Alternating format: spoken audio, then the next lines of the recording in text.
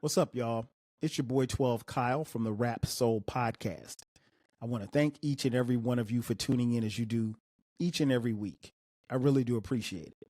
I also wanted to offer a programming note. This particular episode, the Rap Soul Podcast Classic, is an old episode. And for some, it may have been something that they've heard before because it was initially on the flagship station, the 12 Kyle Podcast, back in 2016. But I wanted to give it to you guys here because the thing is that many of you didn't know my podcast existed in 2016. And the great thing about these episodes is that the information has not changed. It's not dated, and it's going to sound and feel as fresh as it did back then. So sit back and relax and check out this new episode from the Rap Soul Podcast Classic. I appreciate it. 5,000. Yo. Thanks again for checking out another edition of the 12 Kyle Podcast.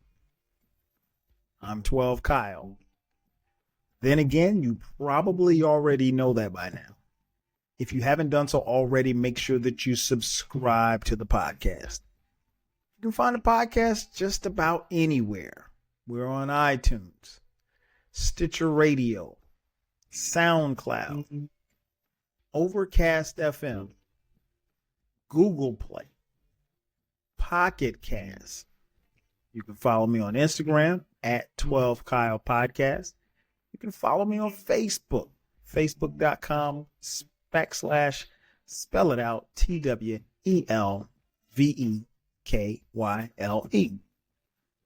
And of course, you can catch me on the Twitter streets at 12 Kyle, the number 12 KYLE, and at 12 Kyle Podcast. So there's no reason not to subscribe. All right. So what I'm going to talk about today, if you've been listening to the podcast, part of what we're doing is we're featuring albums that are turning, some of the best albums that are turning 20 years old, hip-hop albums that are turning 20. On July 2nd, 1996, there was an album that dropped. It was called It Was Written, dropped by the rapper Nas. This was Nas's second album following up his debut classic, Illmatic. It Was Written, as I mentioned, turns 20 years old.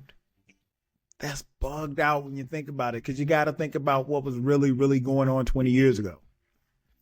And 20 years ago, as I mentioned, Illmatic dropped in 94. So Nas had a couple of years to ride the wave success of that album.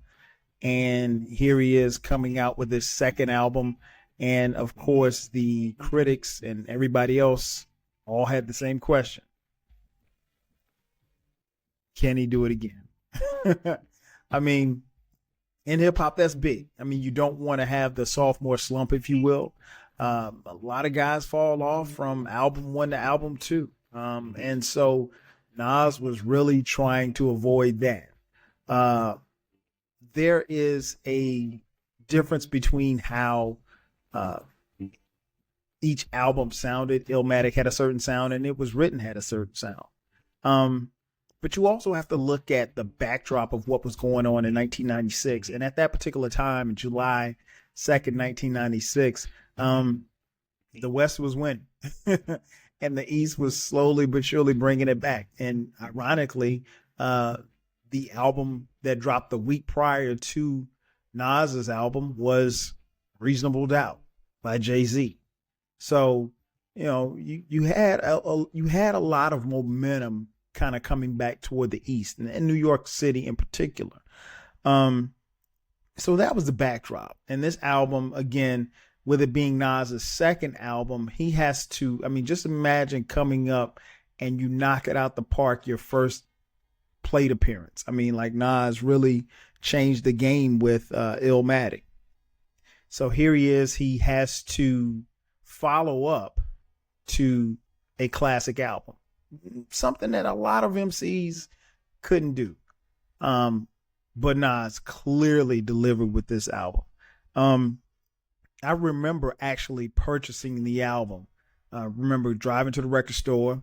Shout out to the record stores. Driving to the record store and actually purchasing it. And I remember putting it in my CD player and reading through the liner notes. Shout out to liner notes. Liner notes kept us on top of our game, and it, helped us learn the words to albums and songs and things of that nature. But I remember distinctly going to the store, buying the album, and I specifically actually sat in the parking lot and listened to, I think it was like the first 3 or 4 tracks before I moved the car. And the album was incredible. I thought it was, it's hard to follow up to Illmatic, because Illmatic was something, prior to Illmatic, all we had was, the buzz about Nas. We heard him on Live at the Barbecue, and for him to come back with It Was Written, I thought was great. And as I mentioned, and I'll get into it a little bit on the podcast, there's differences between both albums as far as how they sound and everything like that. But the first thing that jumps out at me was the artwork, the album cover artwork. If you remember on Illmatic, it was a picture of young Nas with Queensbridge in the background. This is the album cover for It Was Written was, a much older Nas, still Queensbridge in the background. So that was the first thing.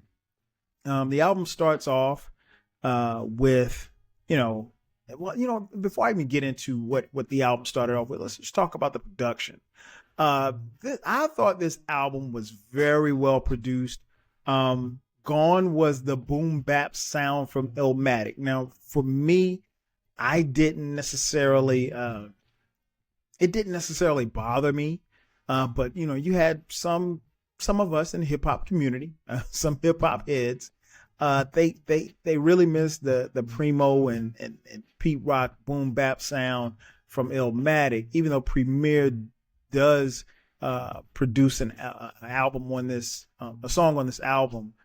Primarily, most of the production came from the track masters, who weren't necessarily new to producing at the time, but this was one of their babies, if you will.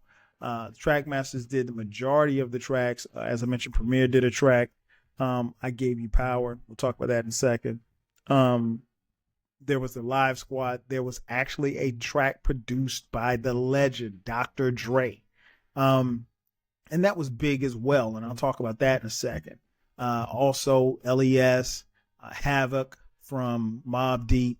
So, you had kind of like a mix.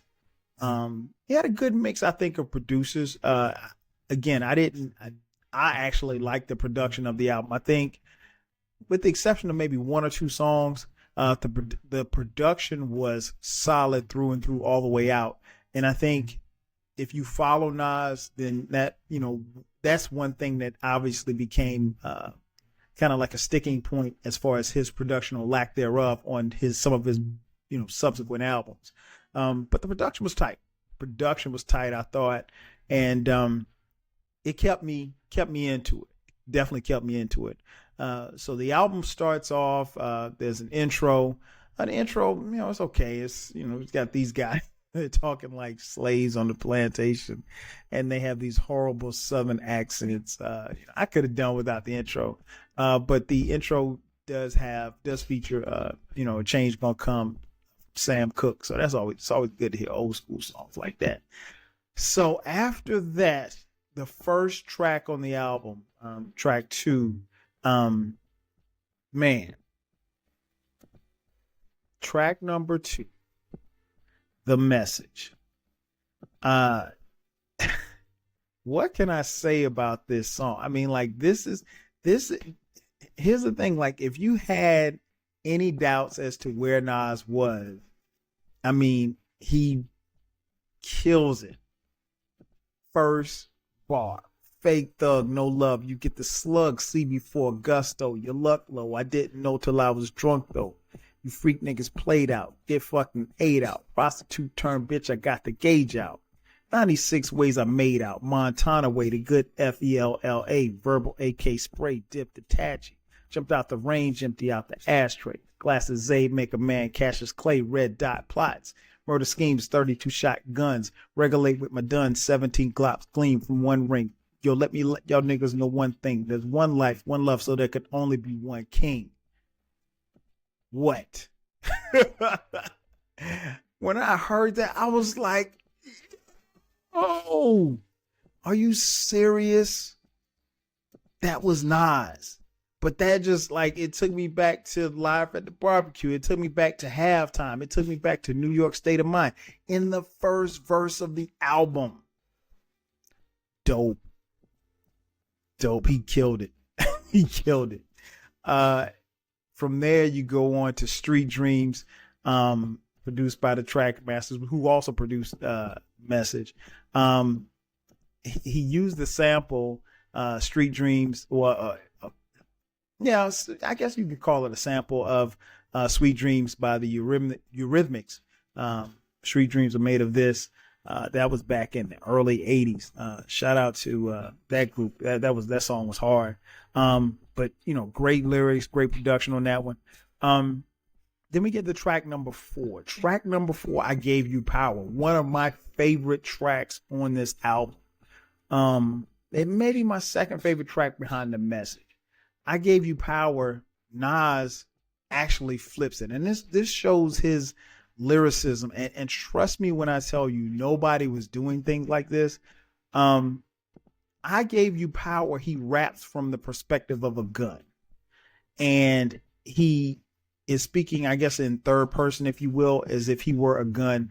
And he talks about how, you know, how he felt being a gun and how he was being used in the community, so forth and so on. And he was going to jam the next time that his owner picked him up. And he goes through a story, and I won't spoil the story. Of course, I'm pretty sure all of you listening to it know the story, but nonetheless, I'm not going to spoil it for you. Go back and listen to it. Dope lyricism right there. And I think one of that was very critical, I think, because Nas showed you right then and there, when you're a product of, Slick Rick, when you're a product of Rakim, one of the things that you have to do, you have to be able to tell stories. And I mean, this was a great storytelling rhyme right here. And I think that was, it gave us a glimpse of how deep Nas could be. Because, I mean, most people wouldn't use that type of format to feature on their particular album, particularly a sophomore album at that, following up a classic. But yeah, dope song, man. Dope. Probably, like I said, probably my second favorite song on the album. The next track 5, was Watch Them Niggas with Foxy Brown on the hook. Dope. Again, great lyrics, tight production. Track 6, Take It in Blood. That was produced by the Live Squad. I thought that was okay. It wasn't, it didn't blow me away, but the beat was tight, and Nas did his thing. I mean, like I literally could recite lyric for lyric on this particular song, but for the sake of time, I'm not. But you know exactly what I mean. Track 7 featured, and I always laugh when I hear like there's a little interlude at the beginning of the song. Features Dr. Dre. Very sinister type beat from Dr. Dre, but I always laugh when I hear the beginning of the track because it's Nas and Dre and they're allegedly smoking weed and they're hit this weed, man. Hit this. I'm like, really? They sound so damn lame. Nonetheless, man, I love that track, man. It sounded really, really dope. Like I said, it just had this really, really creepy, sinister sound. Then the next track was track 8, Affirmative Action. Man, Affirmative Action sets off a subsequent album of a group that is birthed from this, and that is The Firm, with AZ, Foxy Brown, and what was it, Cormega. Love this track, man. love this track. And it's funny, for years, like, I thought that Dr. Dre had produced it, but it was actually produced by the Trackmasters.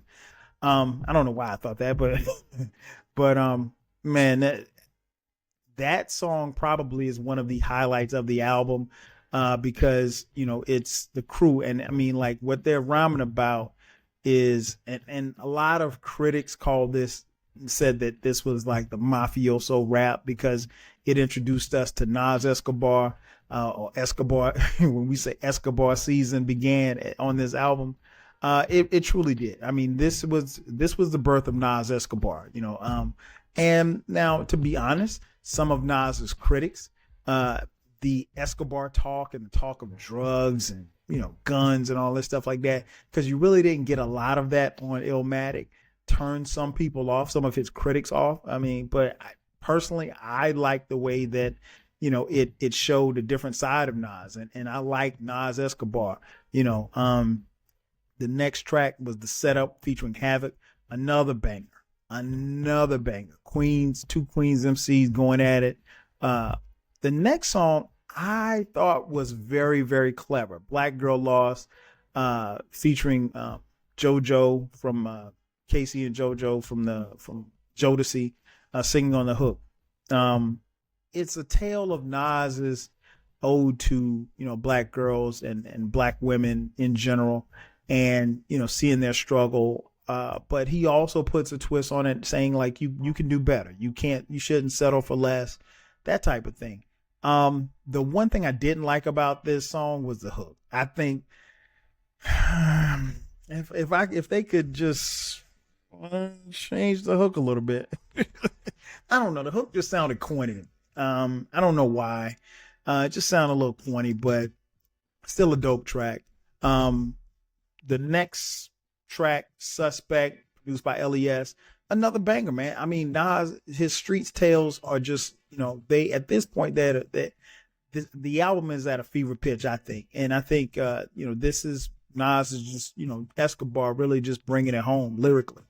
Shootouts was the next track, a good track. It was okay.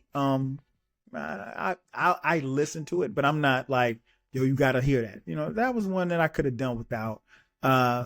Next track was track 13, Live Nigga Rap with Mobb Deep, produced by Havoc, another banger. And really, I think for me, this was very key because it gave us a chance to hear Nas with Mobb Deep. And, of course, over the years past, they kind of fell out and they weren't as close as they once were. But early in Nas's career and early in Mobb Deep's career, these guys would appear on each other's albums. And I thought this was good, and it was good for Queens, and it was definitely good for New York and the sound that they had, man. I mean, those guys they sounded really, really good together. And then the last track on the album was the, I guess you could say the biggest one. Can't really say you guess. It's got to be a fact. The biggest track of the album, If I Rule the World, Imagine That, with Lauryn Hill. That song obviously propelled Nas and also propelled this album commercially. Obviously, it featured the sample from Houdini. The track was, the title was from Curtis Blow's If I Rule the World. Shout out to Curtis Blow. So, it was, and then you had Lauryn Hill, L Boogie on the hook. I mean, man, you couldn't go wrong. And I remember the video. It was a really, really nice video and directed by Hype Williams. So, it had all the colors and everything. And this got major airplay on MTV. And again, the song got major airplay on radio, black radio. And this really, really propelled the album. The album went, I think at the time, the albums went double platinum. I think over a period of time, it's what, 4 million.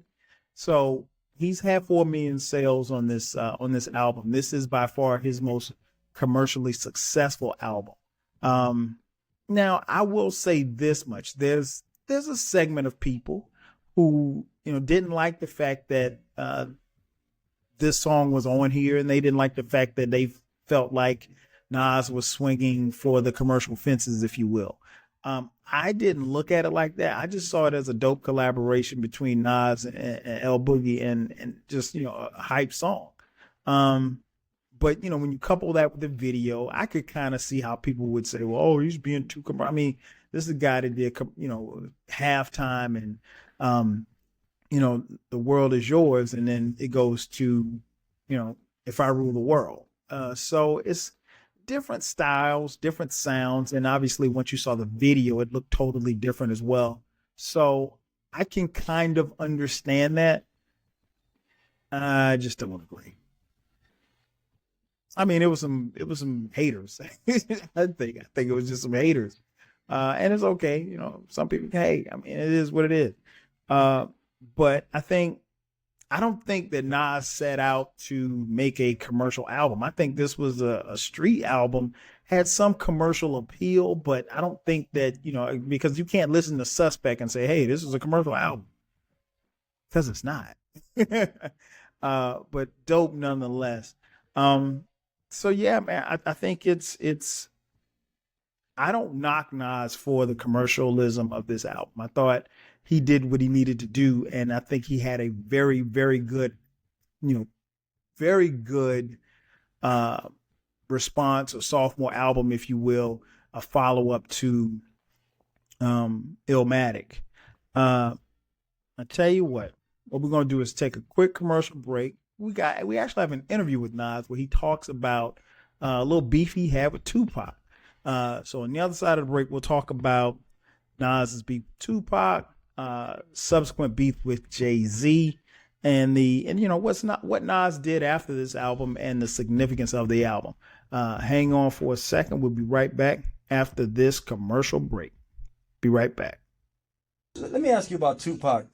Is it true that you seen Tupac at the MTV Awards the couple of days before he died?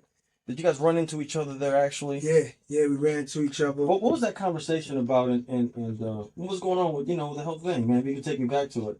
Yo, you know what, man? I was thinking think about it the other day, he must have been going through a whole lot, dog. You know what I'm saying? Because he saw me and I saw him and he had a bunch of people with him. I had a bunch of people with me.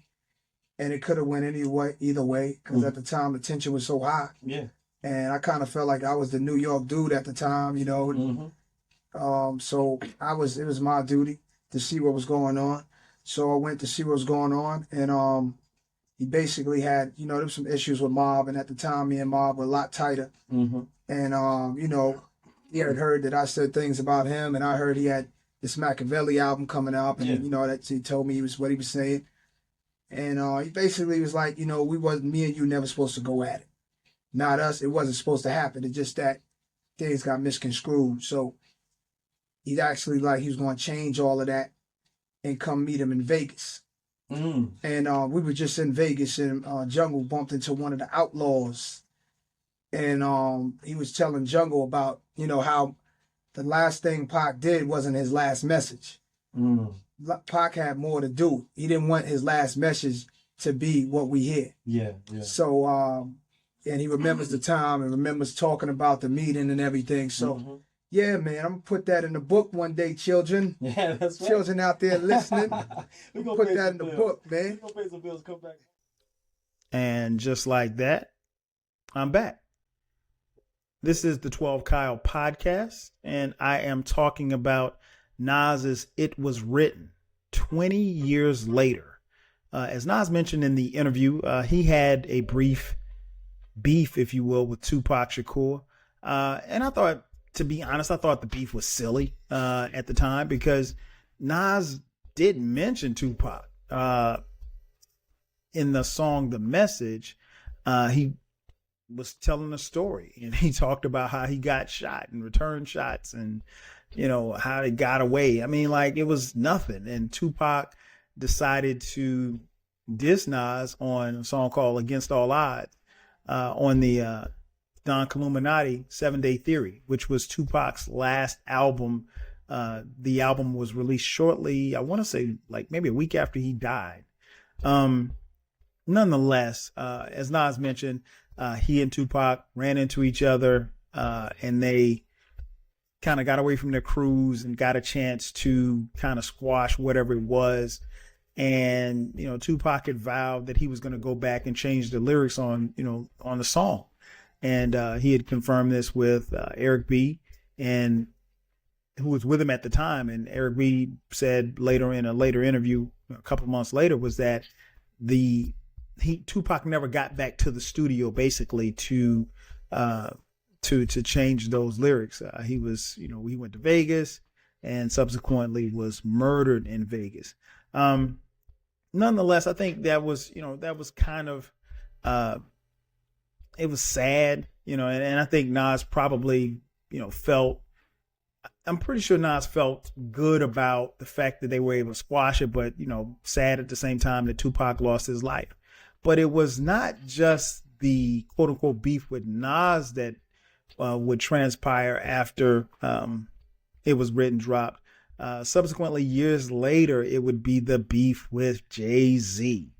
Some would say that this beef kind of resurrected Nas's career. Nas, post it was written, he dropped 8 more albums. He's dropped 8 more albums since then. And Nas has been largely successful. He got married, another child, I should say. He has a daughter and a son. And, Nas is a guy who he wasn't, lyrically, he was always going to bring it, but he wasn't necessarily going to be a guy who blows you away on the charts. And as I mentioned at the top, It Was Written was his most successful commercial album. I mean, it sold the most albums. I can't say that it's his best album. Where do I rank this, and why is this album significant?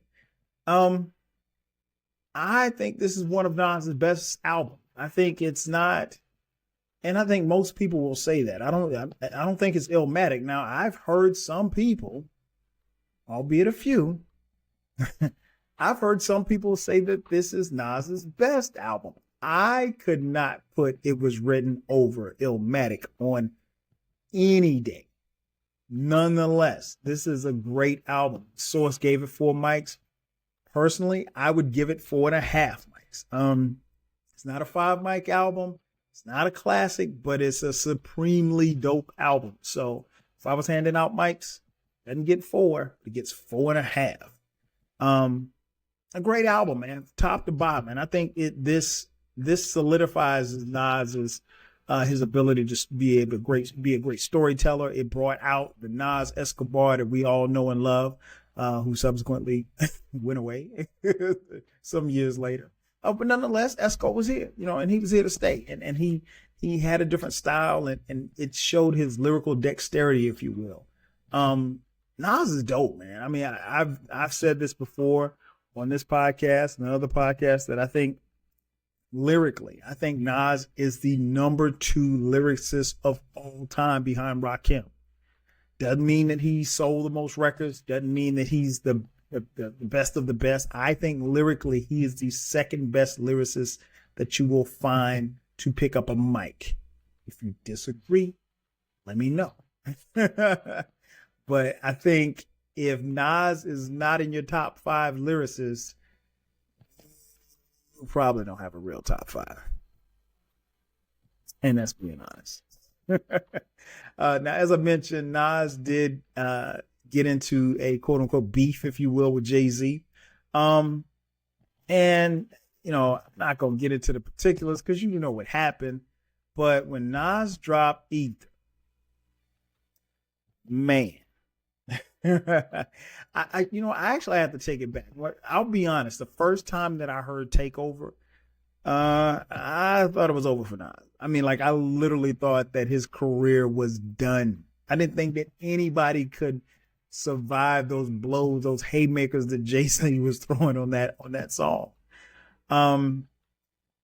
But Nas got knocked down. He picked himself up, dusted himself off, and he went into the booth and dropped Ether. The Ether to make, oh my gosh. I mean, I don't even want to get into the lyrics. I mean, it was just an incredible and arguably one of the, if not the best, probably the top 3 best diss songs ever in hip hop history. Yeah. So that's Nas, man. That's Nas in a nutshell. I think, like I said, I think his post work from It Was Written, some albums left something to be desired. I'll be honest with that.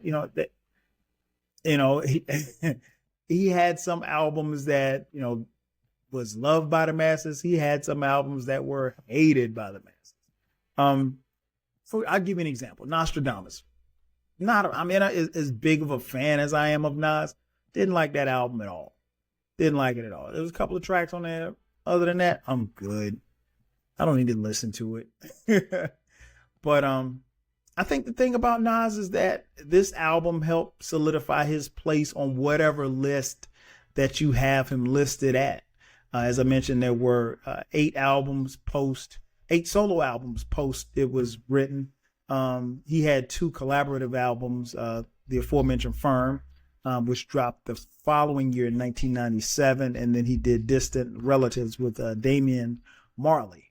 I think the thing that really stands out about this album, obviously, is Nas's lyricism, but also the production. And I think this is an album that stands the test of time. I think when you put this album on, it'll take you back to 96. It'll take you back to the first time you heard Esco come out and just really just rip it. I mean, it'll take you back to the message. It'll take you back to how you felt when you heard that Nas and L Boogie were going to be on a song together.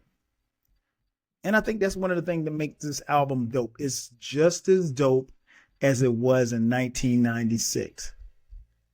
And when you look at all of the music that dropped in 1996, that's saying a lot. 20 years doesn't seem like a long time, but it has been. And to be honest, if you're honest with yourself, this album was one of the best albums of 1996. No doubt. Thanks again for checking out another edition of the 12 Kyle podcast. I'm your boy 12 Kyle, and I'll holler at you guys next time. 5,000. Partner MD is redefining primary care, so you finally have the doctor-patient relationship you've envisioned. Our physicians only see 6 to 10 patients per day, compared to 20 plus with traditional practices. So you always get the dedicated one-on-one time you need from your doctor.